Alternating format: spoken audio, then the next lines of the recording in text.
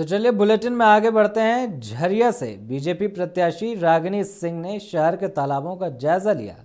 इसके बाद भालगढ़ा टीना धौड़ा सूर्य मंदिर तालाब का भी निरीक्षण करने पहुंची। उन्होंने छठ व्रतियों के लिए व्यवस्था दुरुस्त करने पर चर्चा की। तो वहीं रागिनी सिंह को स्थानीय लोगों ने अपनी समस्याओं से भी अवगत कराया।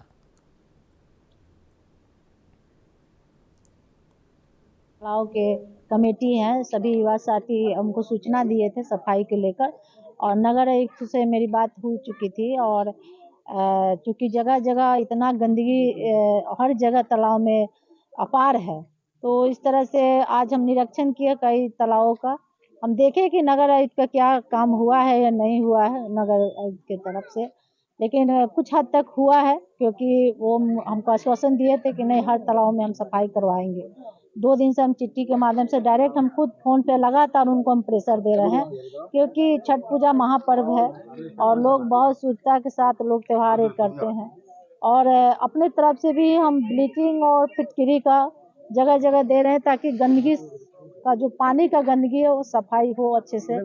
और लगातार कई तालाबों को हम देखें, निरीक्षण में देखें, अभी भी बहुत गंदगी है। जो ब्लीचिंग छिड़काव के होगा जब कल, तो ठीक ठाक से सफाई और अच्छे से। कल भी नगर आयुक्त को हम बोले हैं